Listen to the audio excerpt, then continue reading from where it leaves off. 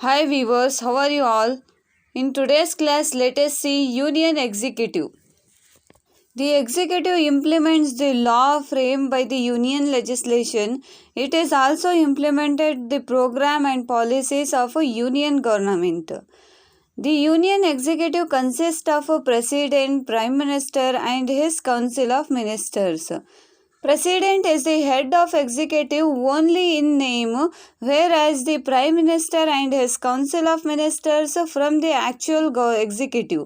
Here we see that the executive and implementation of laws and framing of the laws in a union legislation and implementation of programs and policies of a union government. The union executive consists of the President, Prime Minister and his Council of Ministers. Here we see that the president is a head of executive only by the name, whereas the prime minister and the council of ministers are the actual executives. Now let us move on towards president. President, Article 52 of our Constitution has created the post of President. Article 52 is created the post of President. The Indian President is the constitutional head of the country. We have already learned it. The Indian President is a constitutional head of the country. He is the first citizen and head of the executive and also the commander-in-chief of all three army forces like Army, Navy and Air Force. Here we see that the Indian President is a constitutional head of the country and first citizen and head of the executive and also the commander of all three forces, those are Army, Navy and Air Force. He enjoyed the highest position in the country as the custodian of all executive powers of the nation. No court of law can question his conduct and prosecute him. Now let us see election of the president. Article 54 and 55 of the Constitution stipulate the way of the president should be elected.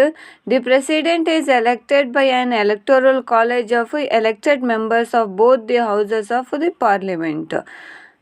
Electoral college means the elected members of both the houses. Those members are called as a electoral college. All elected members of the legislative assembly of all the state, those the Supreme Court judge administrate him. The oath of office, his term of office is 5 years. He is eligible for re-election when he goes against the constitution. He can be removed from the office by parliament through the motion of impeachment.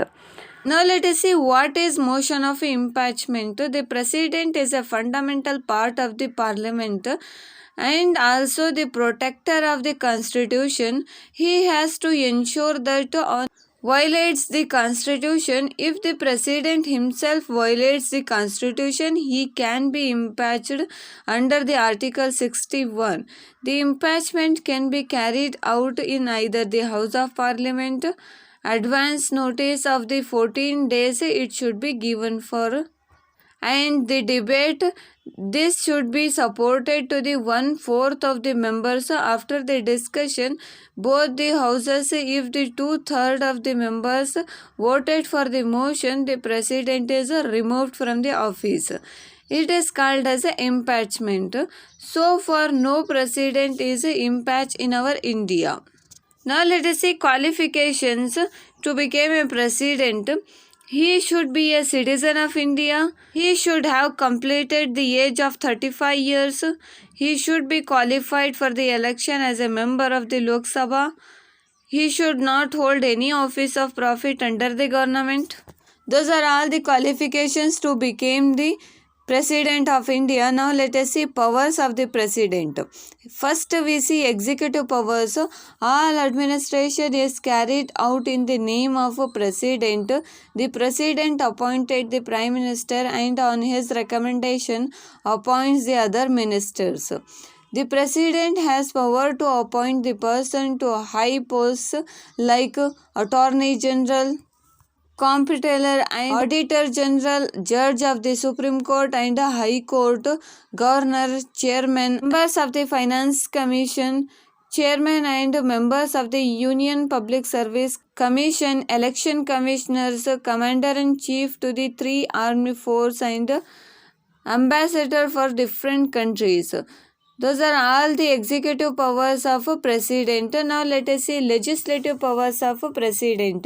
The president has power to summon the parliament or the postpone its session. He may also addresses to join the sitting both the houses or dissolve the Lok Sabha. A bill passes by the both the houses became an act only after the receipt received the approval of a president. In our last video, we have learned that when the Lok Sabha and Rajya Sabha were accepted that bill, after that they sent to the president. If the president was rejected that bill on that time, it is not implemented. The president's approval is most important.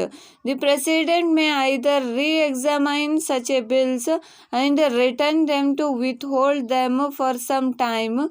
He may also nominate 2 Anglo-Indians to the Lok Sabha and 12 members to the Rajya Sabha. In all the functions, he acts upon the recommendation of the Prime Minister and his Council of Ministers. Those are all about the legislative powers. Now let us see judicial powers. The President has power to reduce the term of imprisonment of criminals. The President has a power to reduce the jail punishment of criminals and to cancel the capital punishment. He can appoint the Supreme Court for the suggestion with reference to the legal matters of the country. Those are all about the judicial powers. Now let us see financial powers. A finance bill cannot be introduced in the Lok Sabha without the permission of a president. It is the only after the president grant permission that the report of finance commission and the comptroller and auditor general are discussed in parliament. Those are all the financial bills. Now let us see military powers. The president is the commander-in-chief of armed force. He appointed the chiefs of army, navy and air force on the recommendation of union cabinet. He also declared a war and peace on recommendation of the parliament.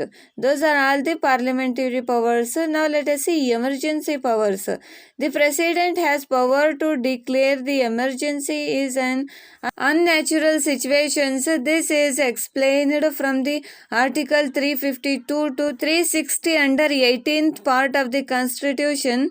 This concept is borrowed from the Government of India Act 1935. The effects of emergency on the fundamental rights, their management is borrowed from the Constitution of Germany. This is taken from the Constitution of Germany based on the written recommendation of a Union Cabinet, and the President can declare the emergency on 3 occasions.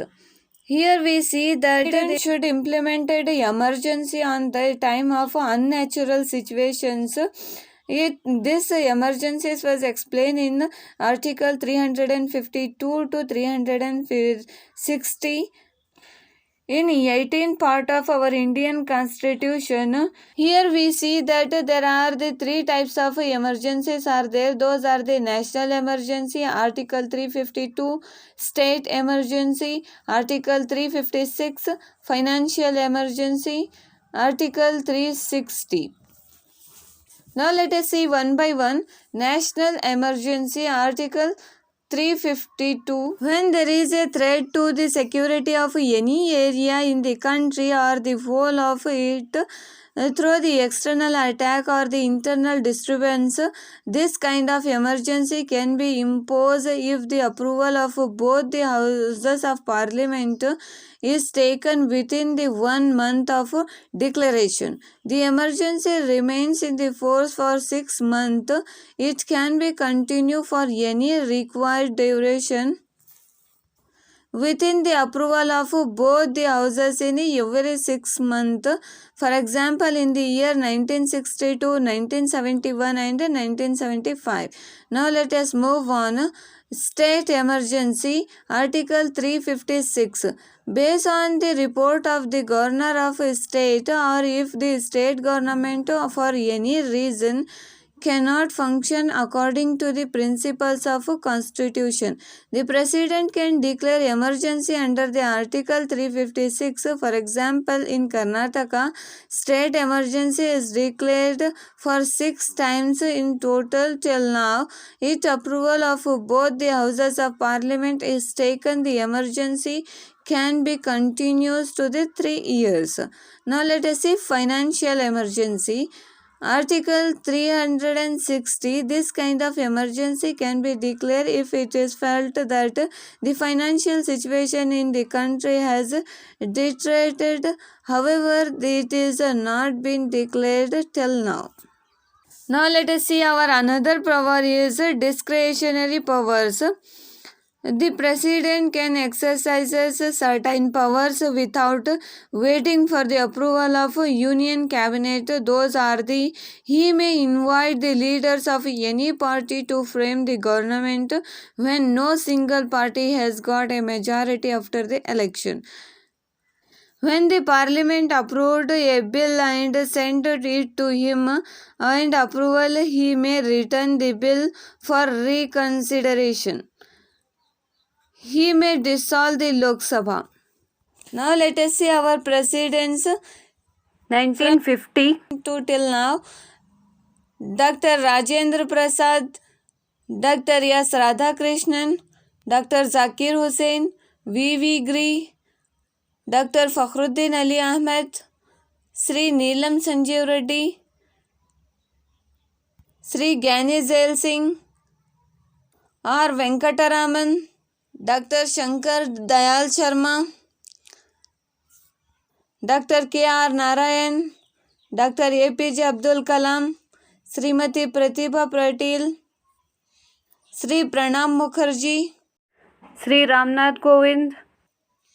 Those are all the honorable presidents of our India. Today's class we have learned about the Union Executive. In the Union Executive, we study about President, election of the President, qualification of President, and powers of the President. In the powers of the President, we see the executive powers, legislative powers, judicial powers, financial powers, military powers. After that, we see emergency powers. In emergency, we see the national emergency, state emergency, and financial emergency.